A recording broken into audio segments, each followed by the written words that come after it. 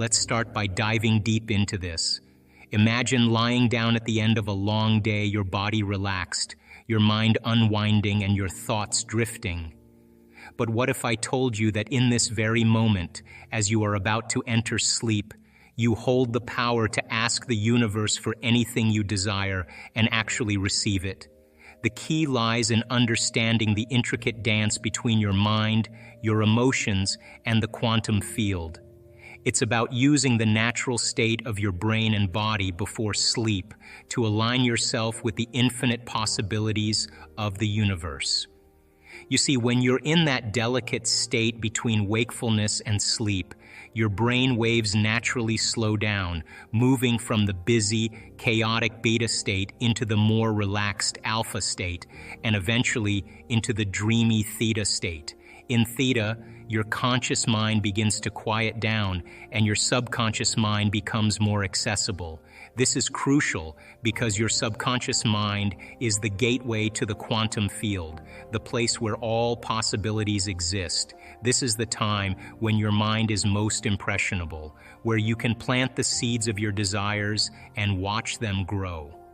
Now let's talk about how you actually ask the universe for what you want during this powerful time. It's not just about thinking of what you want, it's about combining clear intention with elevated emotion. This is where most people get it wrong.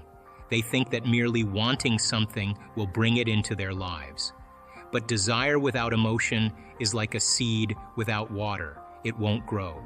So before you go to sleep, get clear on what you want. Whether it's a new relationship, financial abundance, healing, or any other desire, you must define it with precision. Write it down if you have to. Visualize it in your mind with as much detail as possible. See it, feel it, experience it as if it's already happened. This clarity of intention is the signal you send out into the quantum field. But remember, the thought alone isn't enough. You need to charge this thought with a powerful, elevated emotion. Emotion is energy in motion. When you feel an elevated emotion like love, joy, gratitude, you're raising your energy, increasing your frequency. And in this heightened state, your intention becomes like a laser, cutting through the layers of the quantum field, aligning you with the reality you desire. This is not just about positive thinking. This is about becoming a vibrational match to what you want. When your thoughts and emotions are coherent, when they're aligned, you're broadcasting a powerful signal that the universe can't ignore. Now, as you lie there in bed, with your intention clear and your heart open, start to feel as though your desire has already come true. If it's abundance you seek, feel the joy and relief of financial freedom. If it's love, feel the warmth and connection of a loving relationship. Let these emotions flood your body. The more real you can make it feel, the more powerful your request becomes. This is because the body doesn't know the difference between a real experience and a vividly imagined one. When you fully immerse yourself in the feeling of your wish fulfilled, you're training your body to believe it's already happened, and when your body believes, it starts to align with the new reality. At this point, your mind and body are in sync, your brain waves are slow and receptive, and your subconscious is open. This is when you let go. Yes, you heard me right. After you've set your intention and charged it with emotion, you must surrender. Trust that the universe has heard you, that the quantum field is already at work aligning people, circumstances, and events to bring your desire to fruition. The act of letting go is crucial because it signals that you have faith, that you're not attached to the outcome, and that you believe in the process. You see, attachment creates resistance. When you're attached to the outcome, you're actually broadcasting a signal of lack, a signal that says you don't have what you want. This creates a vibrational mismatch between you and your desire, pushing it further away from you. But when you let go, you're saying, I trust that it's already mine. This trust is what allows the universe to deliver your desire to you in the most perfect way. As you drift off to sleep, keep your focus on the feeling of your wish fulfilled. Let it be the last thing on your mind before you lose consciousness. This is important because your subconscious mind will continue to work on this thought and emotion throughout the night, embedding it deep into your being. The more you practice this, the more you'll start to see changes in your life. Opportunities will present themselves, synchronicities will occur, and you'll begin to notice that what you once desired is now a part of your reality. But here's the thing, this isn't a one-time practice. It's not a magic trick. This is a daily discipline. Every night as you prepare for sleep, take the time to align your mind and body with your desires. Over time, this practice becomes easier, more natural. You'll start to notice that you're no longer trying to manifest your desires. They're manifesting themselves through you. You're no longer asking the universe for what you want. You're co-creating with the universe in every moment. Let's dive a bit deeper into why this works. The universe operates on energy, frequency, and vibration. Everything in the quantum field is vibrating at a certain frequency, including your thoughts and emotions. When you think a thought and feel an emotion, you're sending out a vibrational signal. If that signal is coherent, meaning your thoughts and emotions are aligned, you create a powerful electromagnetic field around you. This field interacts with the quantum field, attracting experiences, people, and opportunities that match your vibration. But it's not just about what you do before sleep. It's about how you live your life every day. Throughout the day, be mindful of your thoughts and emotions. Are they in alignment with your desires, or are they focused on lack, fear, or doubt? If you catch yourself slipping into negative thoughts or emotions, don't beat yourself up. Simply acknowledge it and shift your focus back to what you want. Remember, where attention goes, energy flows. The more you focus on what you want, the more energy you give to it, and the stronger your signal becomes. Another key aspect of this practice is gratitude. Gratitude is like a powerful signal that you send out into the universe, and it carries a high frequency, one of the highest frequencies you can emit. When you genuinely feel grateful, it's as if you're telling the universe, "Thank you, I already have what I desire." Even if you can't see it yet, or it hasn't come into your life in a physical form, the feeling of gratitude works as if you've already received it. This is incredibly important because the universe doesn't just respond to your thoughts. It responds to the energy and emotions behind those thoughts. When you're in a state of gratitude, your energy shifts to match the frequency of already having what you want.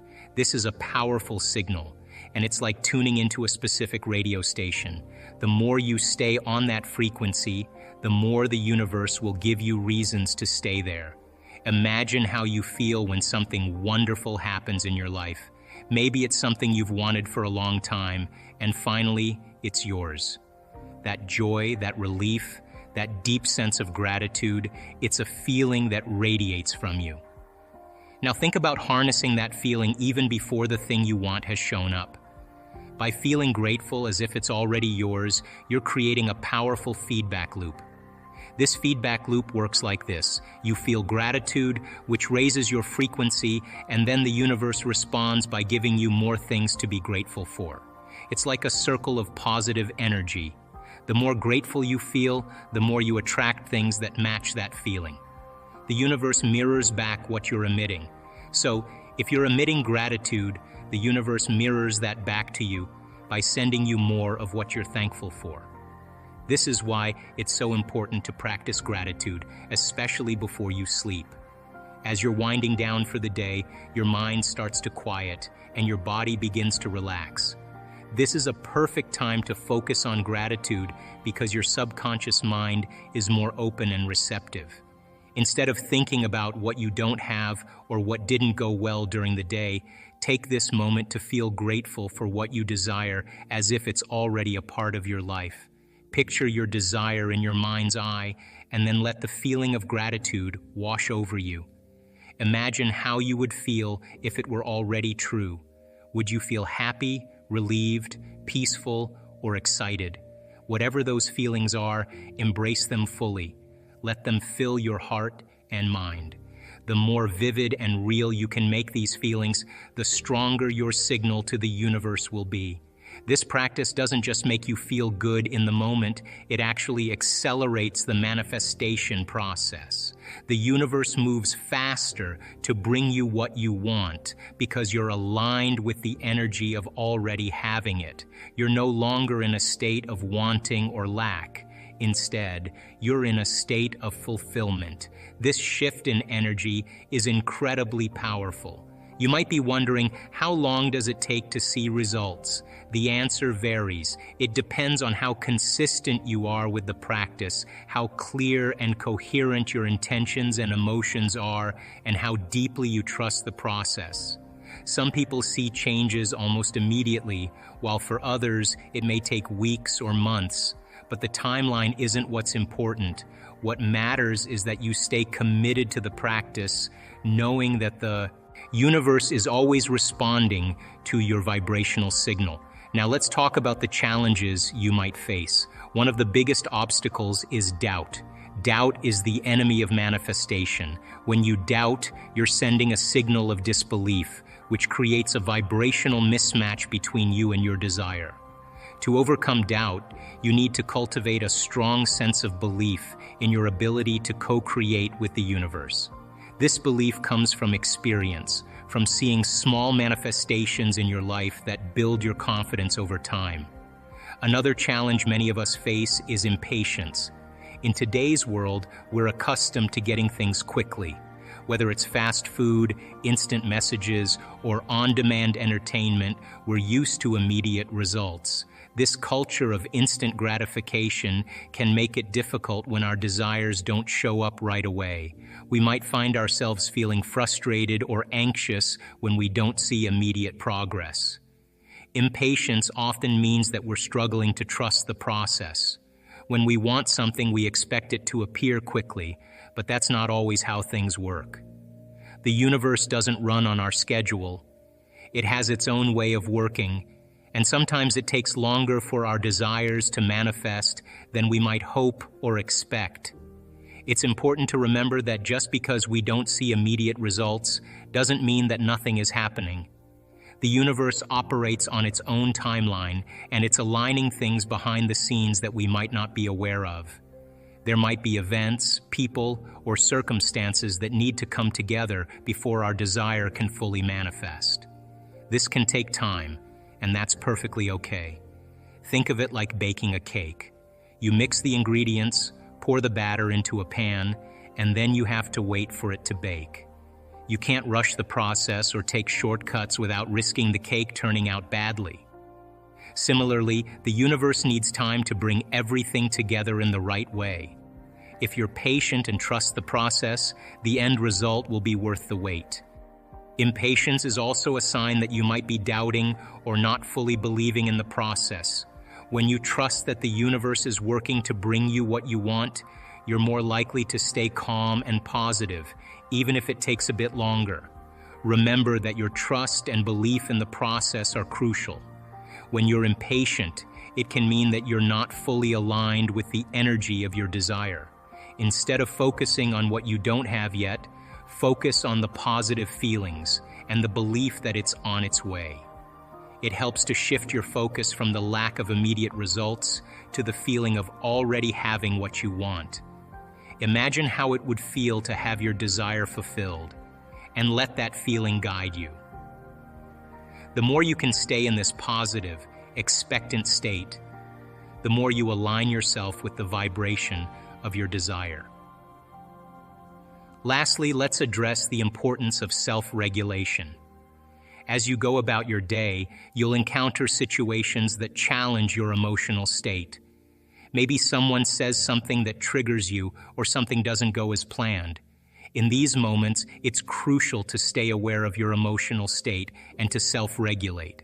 This means catching yourself when you start to slip into negative emotions and consciously shifting back into a higher state.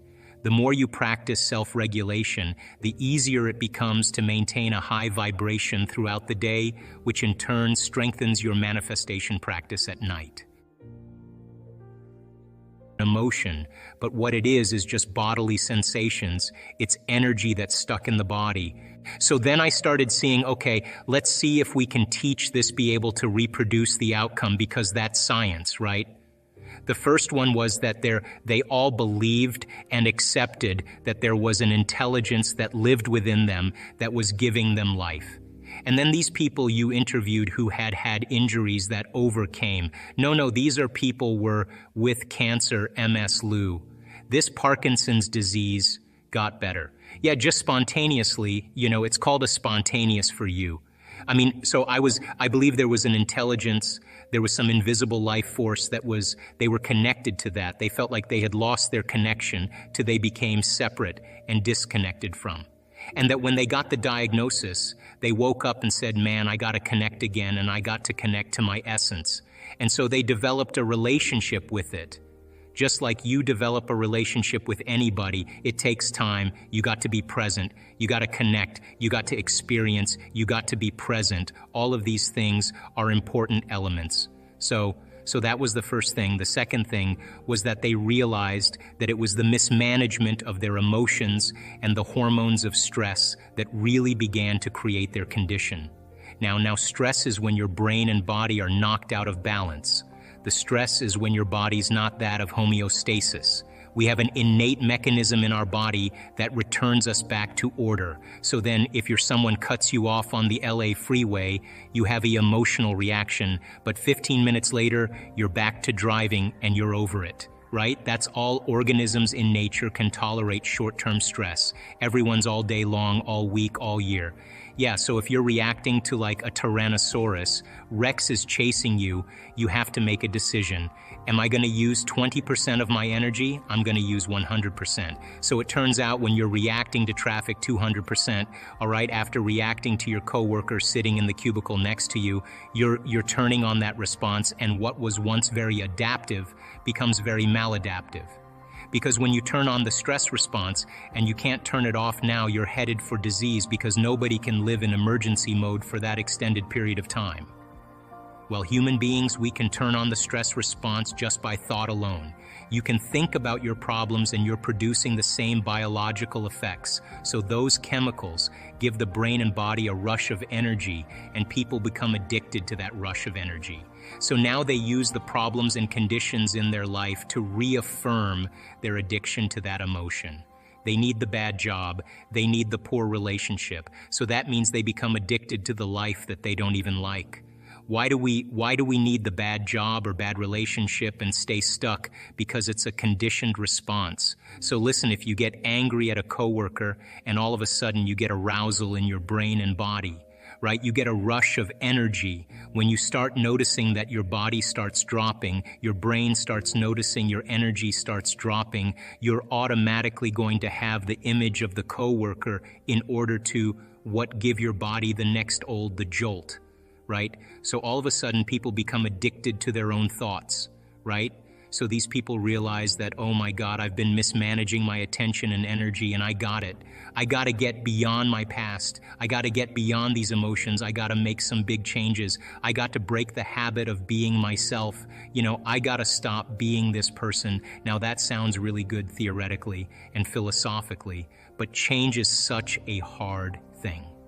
All right, because the moment you come back to your senses and you step back into your life and you see that person, or you go to that place, or you're with that experience, so many people are unconsciously reacting in their thoughts and feelings to everything in their environment. So now their environment is controlling how they think and feel. So they realize that in order to change, they've got to be greater than their environment, greater than the conditions in the world, greater than the circumstances in life.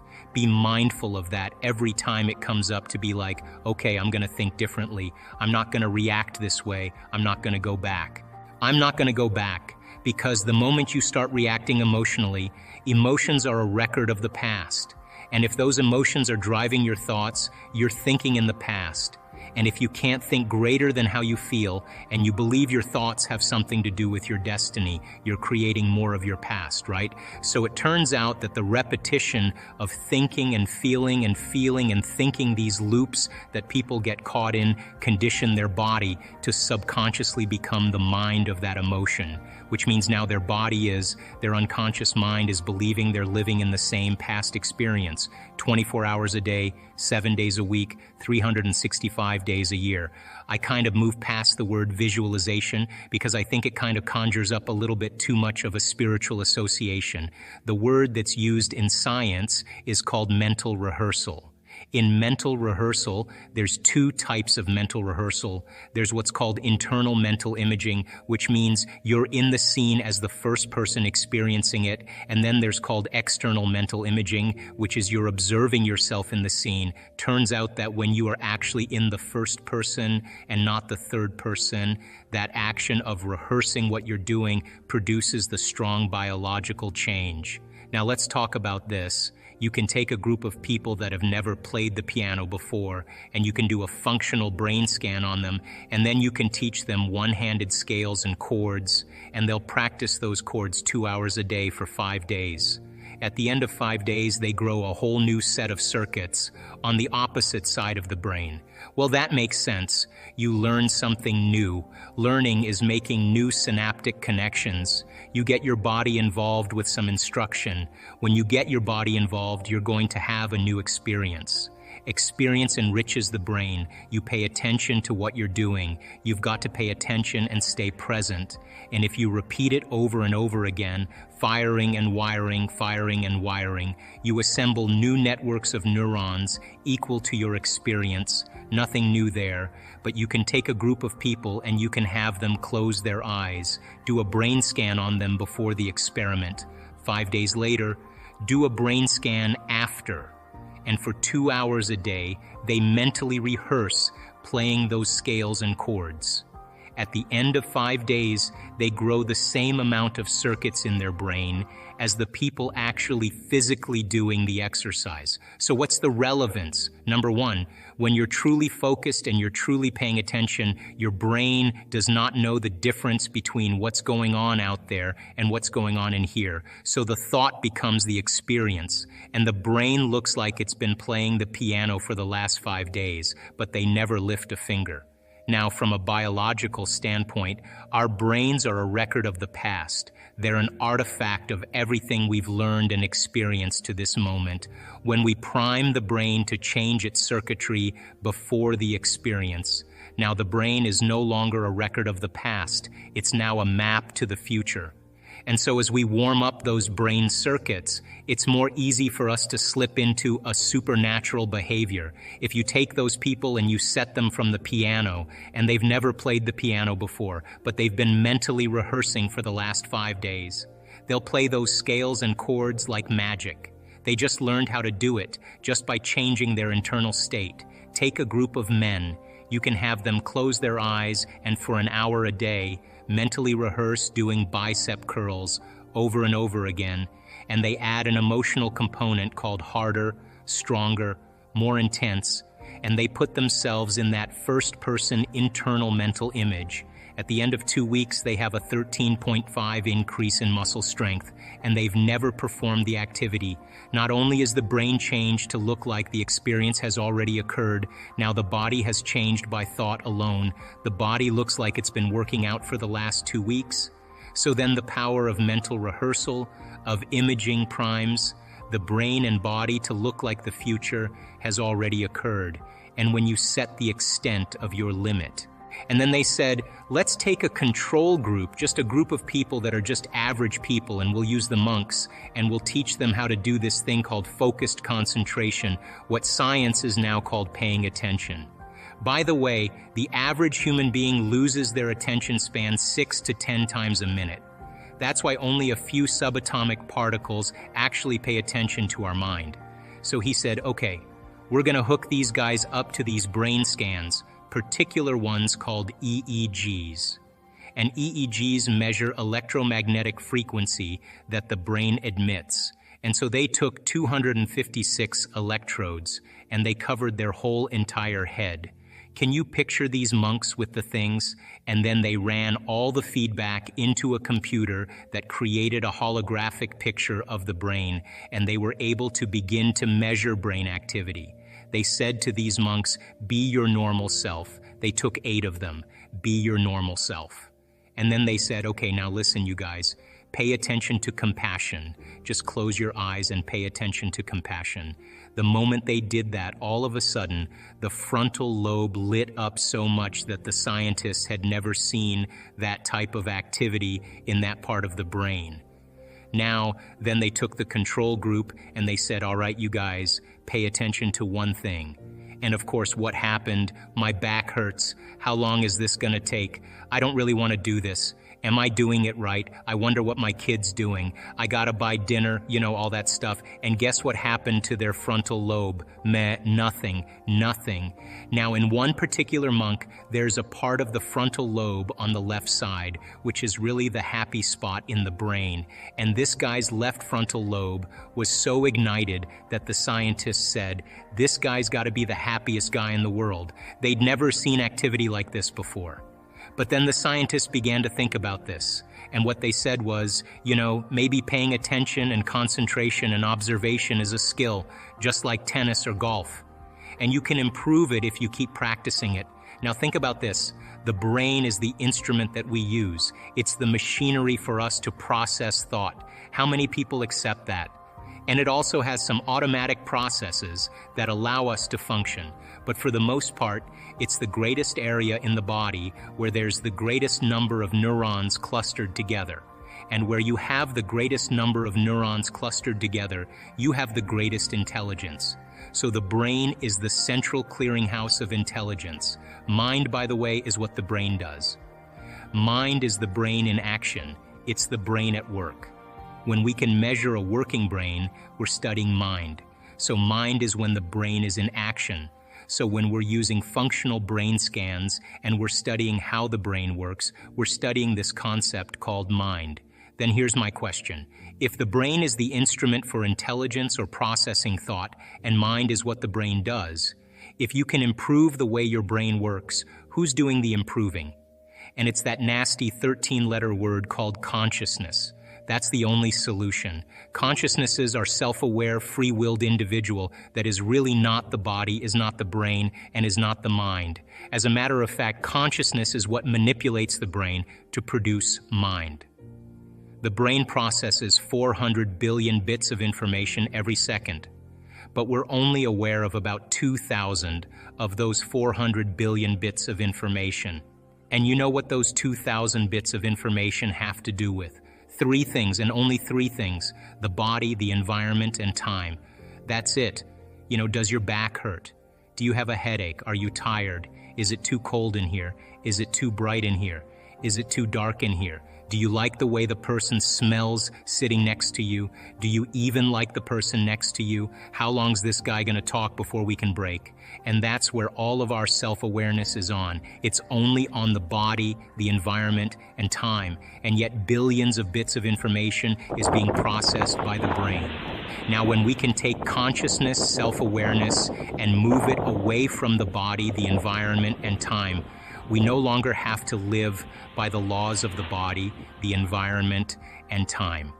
And when we're able to do that, we begin to open the door to walk into the quantum field. So then the first step to change is becoming conscious of those unconscious states of mind and body. Most people don't like to do this. Everybody knows this, that you keep switching on that system for an extended period of time, and you live by the arousal of fear, the arousal of pain, the arousal of suffering, the arousal of aggression. It takes energy to activate those latent systems. And when we do that, our immune system is compromised. The energy that's mobilized for emergency, for the threat in the outer environment, compromises the energy in our inner environment, and we are then more susceptible to the conditions in our outer environment. And as Greg said, you have to look at to see what keeps you in balance. And stress and living in survival is when you're not that balanced, not that homeostasis. we can tolerate that short term, but if you keep exposing yourself to the same stimulation, or you have a thought of some worst-case scenario in your mind, you're actually knocking your brain and body out of balance by thought alone. And this is where it gets dangerous, because the conditioning response, the worst-case scenario, the image we create in our mind, and the emotion that we perceive is the stimulus response that's conditioning the body to subconsciously live by the arousal of fear, as an example. So that internal environment becomes compromised and the immune system dials down. And why is that? Because we are more reactionary or responding more to the environment. So, and Greg, you know this, that in a time like this, when everybody's feeling fear, that seems natural and normal. But what we're looking for is supernatural. And that's the new consciousness that has to emerge as a result of this wake-up call. This is a perfect opportunity for people to be in a retreat, but instead of being in some tent or some hut in the Himalayas, or being in some hotel, you're in the comfort of your own home. And it's true, you break from routine, and you're not going to the same place, and seeing the same people and doing the same thing. And that causes you to step outside of familiar territory. So then when we practice the inward work, when we practice meditation, as an example, and you have the ability to take a moment and be present and truly open your heart, our research shows that you are going to actually create a state of information that's no longer coming from your outer world, that there's danger in there. But when you start falling into the present moment and opening your heart, your immune system in 4 days can strengthen by 50%. Now, I know most people will say, I don't really want to do it now, it's just too hard. No. This is the time. This is the time that we've been practicing for. This is the time where it matters the most.